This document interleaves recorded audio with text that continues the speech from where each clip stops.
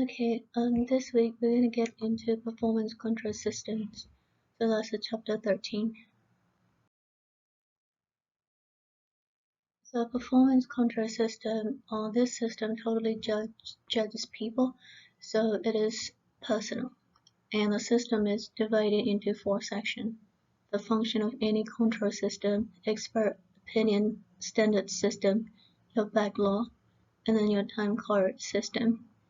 So the performance control system is nothing but the motion and time study, and it's going to affect more people than any other system.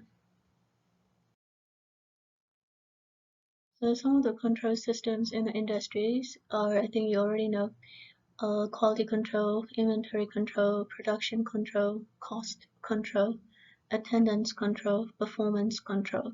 So the functions of all control systems, they are the same. And the functions are planning or goal setting, comparison of actual to goal, tracking results, variance reporting, and corrective action. So you can see all these functions in any of the control system in the industry. Planning or goal setting is so important because in every control system, you have to set the goal, and you have to set the goal that is measurable and achievable. In the planning techniques that we use, they're just a time standard setting technique, the PTS, predetermined system, your stopwatch, standard data, work sampling, and expert opinion.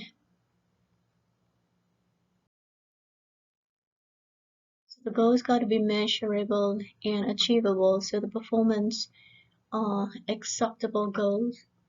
The average performances, we are usually set it at 85%, not 100%, because expectation of more than 85% is not practical in reality, and so the chance of success is also very small. So therefore, when we set the performance goal, we usually go with 85% rule. That means that we're setting the average performance for everybody at 85%. But for incentive work, operators on the incentive work, we set it to 120%, not 100%. And that's because if we set to 100%, there won't be enough work, okay, for the employees to keep them busy. So for work, you have to set it higher than the 100%. So if you set 120%, then their performance is definitely going to be at 100% because you're calculating with 85%. So 85% or 120% will give you around 95 to 100%. Okay, so that's how we balance the performance and the workload. So goals are the most important thing in running the industries. So without goals or standards, you can never have directions. Okay, so therefore, when we want to set the direction, we definitely get on to goals and we make it achievable goals. And the goals got to be achievable because achieving industrial potential is very important. And if you don't have direction, you cannot be able to achieve the industrial potentials. So therefore, you have to set the goals to know where you're going. So all control system, we always compare the actual results, okay, to the standard or to the planned results. So for example, in a quality control system, actual results are your products, okay, they are measured, and then they're going to compare it. They're compared to a standard, we call them blueprints. So if you compare the product to the blueprints, if the results are in a tolerance range, then the product is good to go into the market. So that's how we pass the quality control. The performance control system acts the same. So operators will produce several units in a period, that's just a time. So this is compared to the number of units, the time standard asked for. So the result is a percent performance.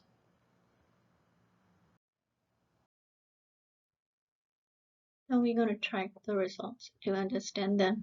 So tracking is usually graphing the data.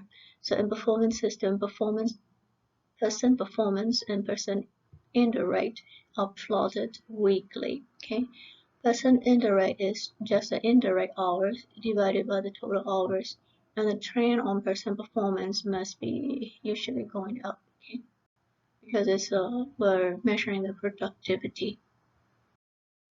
Okay, so when actual performance does not achieve goals or expectations, you've got the variance. Okay, so variance is nothing but you're looking at the data, okay, that is away from the mean. So a variance from standard definitely exists when we cannot achieve our goals, and it must be reported. So in performance control system, performance is lower than 70% or more than 130% are collected, and then we print it out on the variance report. Then the reason for that variance, okay, got to be determined.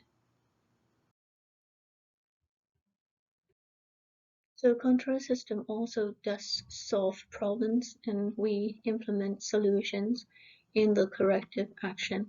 So corrective action in performance control system is listed: machine maintenance problems, material problems, management problems such as lack of assignments, lack of instruction, so on, poor time standards, poor operator effort. So all of them are the problems, okay? And we definitely need to implement a corrective action. So performance control systems are hard work, but hard work is something what successful people always do. It is a hard work because it's very tedious to keep time and to come up with time standard, to come up with or judge the overall effort in performance. So if you don't do it right, it's gonna jeopardize the system. Okay, expert opinion standard system is nothing but just a technique, okay, another method and to set the time standard. So time standards are not only set by the control system, they are set actually by the performance of operators or employee over time. So they're the experts on their job, so their performance itself is a time standard. Backlog. Okay, backlog is a list of jobs that have not yet been completed. So a backlog of work is needed for planning and also for efficient scheduling. And you have backlog because your scheduling isn't good. Okay, so therefore you have to redo the scheduling and modify it in order to eliminate backlog. So management and department manager determines what is an acceptable backlog, okay, is at their company. So at the end of every week, the backlog hours are totaled, and then we record on the control graph. And we're going to study the graph and then come up with new planning and efficient scheduling for the next week. Okay, here is another chart. Okay, we're gonna see step-by-step procedure to develop a backlog control system. So step 1, list all the jobs waiting to be completed in the department. List oldest job first. So here is your job number. We're gonna list them out. The very first one is the oldest. Step 2, estimate the time required for each job and total the time. So this is the beginning backlog. So here in the table 13.1, we're going to estimate the time. So it's right here, this column under hours required. So overhaul fork truck. Okay, that's job number 101, your backlog. And we have the time hours required as 16 hours, okay? And I'm gonna list all of that for the expected hour for all of the jobs and then total it. So your backlog hours is 1,324. So since we have enough backlog over 1,000 hours, okay, we are going to use it to allow the efficient planning and scheduling. So we're going to establish the backlog hour, go. Step 4 is establish a control graph. So this one is your graph and a control chart. So we're going to plot the beginning backlog all the way, blah, blah, blah. Okay, add up all the hours and you're going to get 1,324 total hour at the end. Step 5. So every week we're going to add the job to the backlog because you have the backlog. If you have the backlog, you're going to add that job, okay? and time also required are estimated. So there is your week right there. And then these are our beginning backlog hours. And then here are the hours added. And here is the hours completed, okay, out of the added hour. And here is our ending backlog hours. And then we calculate the change variance. So change variance is nothing but we're just subtracting the beginning from the ending. So 980 minus 890 is going to give you 90. And another way that you can get the variance change is minus hours completed from the hours added. Okay, so you will get the change.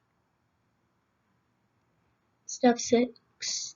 So during each week, jobs are completed or totaled, and then entered to the backlog control chart. The backlog control chart is nothing but it's just a table, okay, with these columns. So at the end of each week, the new job hours are added to the beginning backlog hours, and the hours completed are subtracted, so resulting in the ending backlog hours. So what it's trying to tell you right here is the beginning backlog hours, you're going to add the added hours, 400 minus, okay, 310 completed is going to give you 980 ending backlog hours. So that's how we calculate, okay? So this number is recorded on the backlog control graph and then brought forward to the beginning backlog hours for the next week. So step 8. So the beginning backlog hours are subtracted from the ending backlog hours, okay, resulting in a chain. The same thing, beginning is going to be subtracted from the ending, and then I'm going to give you your variance. So positive variance means the backlog is growing and some action may be required. So if you get the positive, okay, variance, that means it's no good because you still have backlog to be eliminated. Negative variance means the backlog is shrinking and other actions may be required. Step 9 is your corrective action. So if the backlog trend, okay, is growing, meaning like having a plus backlog, such as in table 13.2, it may be necessary to add more people to do the work. So if the backlog trend is coming down by at least 40 hours per week, the reduction of people may be required so we can save labor cost. So if the backlog is flat, okay, but too high, overtime, temporary help, or farming out work would help. So if the backlog is flat, okay, but too low, loaning the people out, taking vacation time, or sending people to school would correct the situation. So it depends on the number of that variance we're gonna do the corrective action. Alright, the next one is your time card system. So everybody know the time card to get money. Okay, from the employee side, time card is so important because they contain the hours to get paid. Okay, depends on the time. But from the employer side, time card is measuring, okay, the hours you work.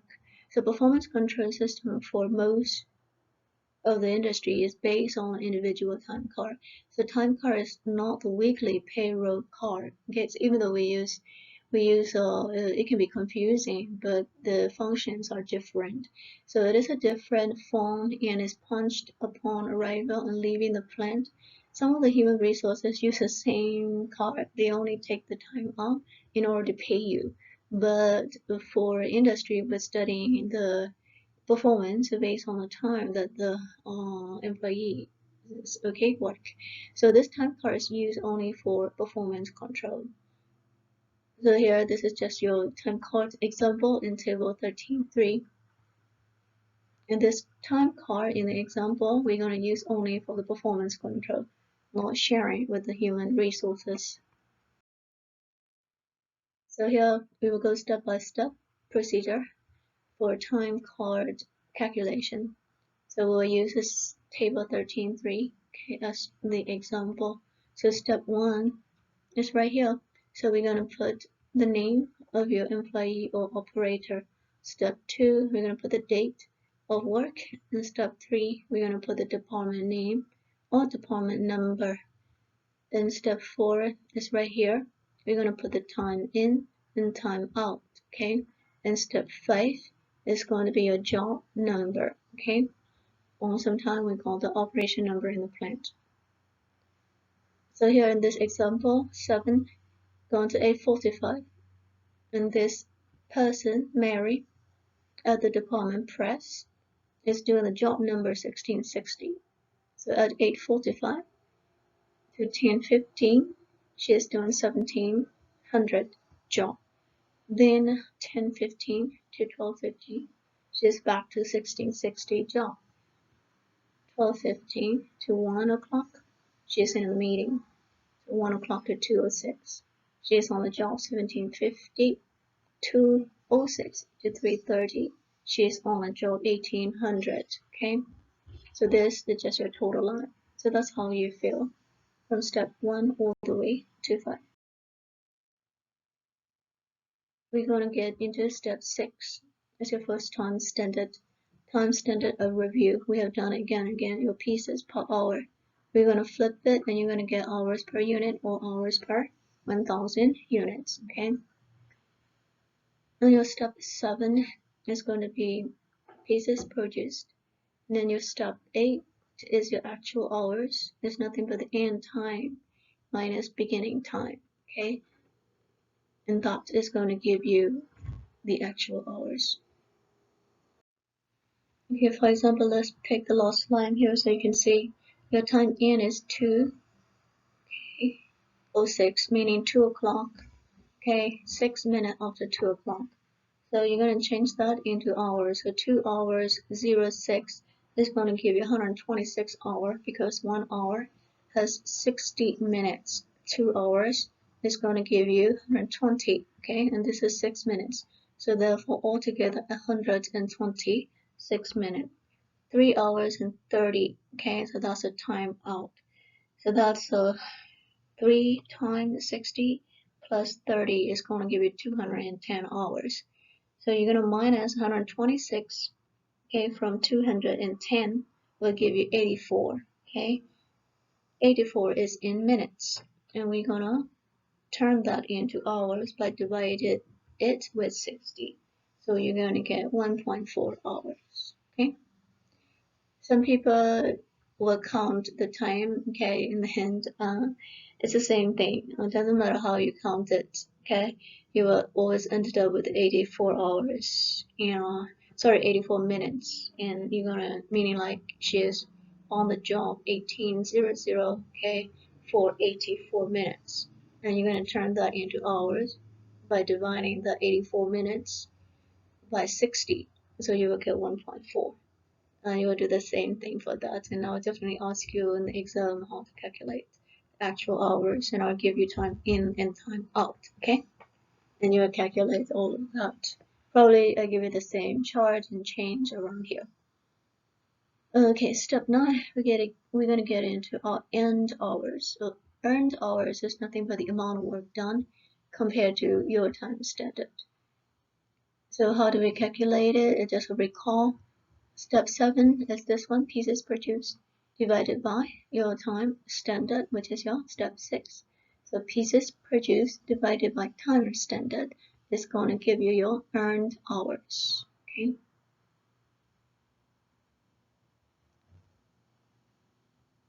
Here, step 9, okay.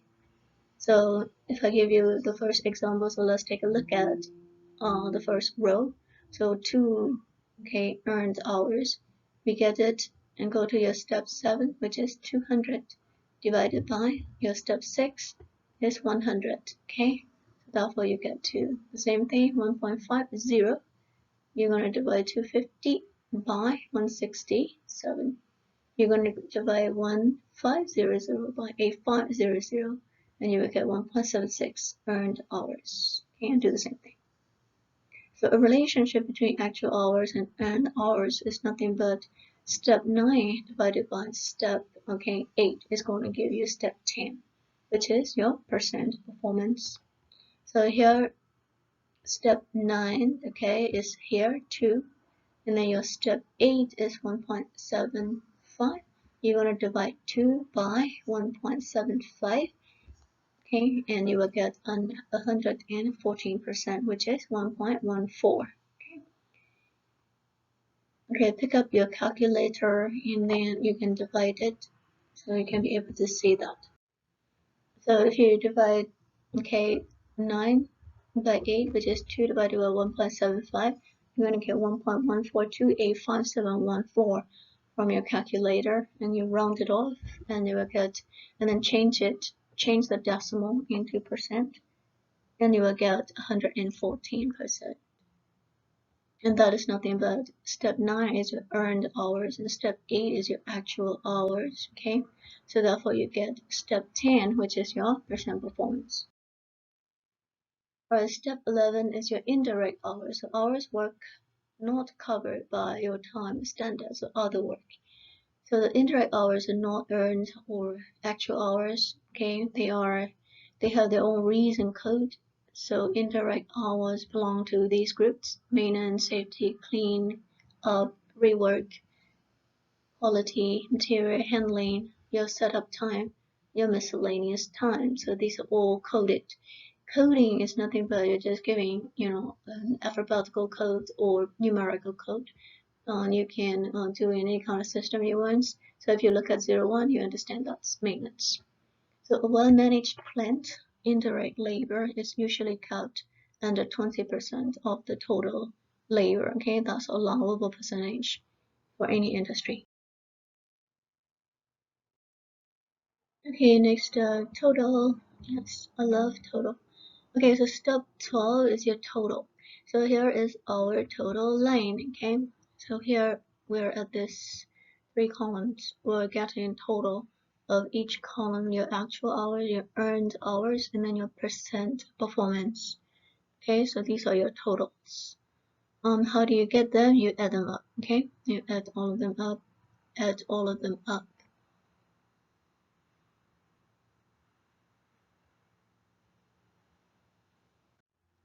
And this is your total. Okay, indirect hours. In step 14, it's not here. I just showing you the time card hours or compared to the payroll hours. So this step 4 is not on this chart, so you can find it. They're just, what we're doing is, like I say, time card is on the time standard side, and payroll hours also. Sometimes they use the same recording system, but then they only take the data and then give you the money. Okay, for us, we take the data to calculate this, and then at, at the final state, what we do is we usually compare, okay, the total hours and the time with the payroll hours, and they should be matched. I mean, they should be the same. Otherwise, it's not the right time card. So in step 12, total actual hours must agree, okay, with your payroll hours. And payroll is a separate system, again, not performance control system. They're totally separate system. They may be using the same recording system to cut the cost, okay, but they are different systems. I just want to point out this, okay, right here, the total thing. For actual hours and earned hours for the step 12, okay, you add it up, and here is a little bit different. You still have to calculate the percent by using two data, okay? So that's the reason why you're seeing 108%, okay, for the total percent performance. So what we do here for this total is we're not adding this up, okay? We add this up and then we add that column up, yeah? And then you're gonna divide 7.81 with 7.25. Then you will get 1.07724,138 in your calculator. And when you round it, you get 1.08. And you're going to change that into percent by multiplying with 100, and you will get 108. Okay.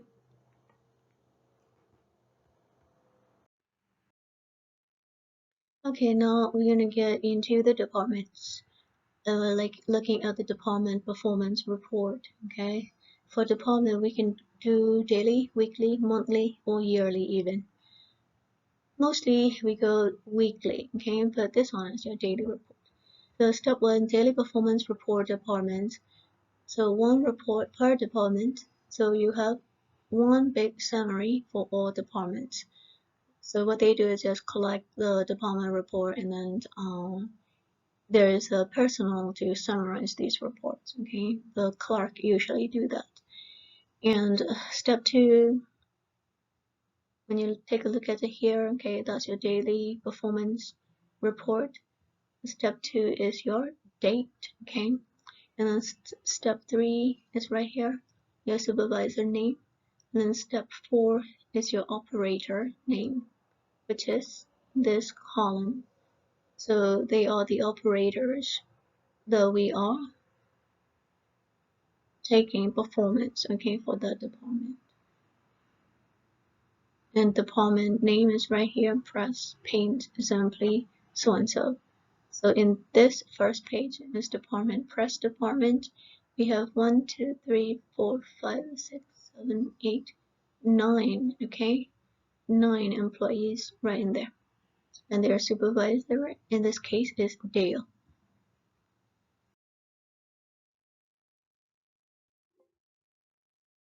In step 5, we're going to put the actual hours they work, and then we're going to calculate the earned hours they work, and then we're going to put the percent performance. So the calculation is the same thing, okay? Actual hours, if we have your time in and out, so that's how we get it. So make sure you review your previous slides. Okay, we're on step 8, yay. So indirect codes, you can see it's going from 01 all the way to 08, okay? So there are 8 categories of indirect labor. So Mary is doing only one, 0.75 hours she spent, okay? And you're gonna put all of that, record all the hours according to the codes that they are working. And then step 9 is you're gonna total that up, okay? So every row is gonna you will add them up. So here 4 plus 2 plus 0.75 is going to give you 6.75, and then put that in the sum column for step 9. For step 10, we will calculate percent indirect hours. So here is your formula how to calculate it. So percent indirect, first you're gonna minus, okay, from 1 actual hours divided by actual hours plus total indirect hours. So you will add actual hours and your total indirect hours, okay? And then you will divide actual hours with that total. And then you're going to subtract this from 1 and then multiply that, okay? The whole thing with 100, and you will get this percentage. So step 11 is your total. We're going to total everything up except the percent columns. We have 2 percent columns. One is your direct and the other one is indirect. Indirect, I already showed you how to calculate it. And percent direct is the same. We learned in the previous slides. It's just getting it from your earned hours, okay, divided by your actual hours. That's your step 6, and divided by step 5 is going to give you this percentage, okay? For that, you divide earned hours with this. So 54.56 divided by 47.75 is going to give you 1.14, okay, which is 114%. Okay, weekly performance report looks like this, and this is what we usually have, okay, at the department. The daily is kind of like on a draft paper. It's something that you do roughly. And some people do it, okay, it depends on the person as well. So anyway, suppose weekly performance is what your supervisor is expected out of you to report. So you definitely do this nicely. Okay, so weekly performance reports table 13.4. They're the same as in daily reports.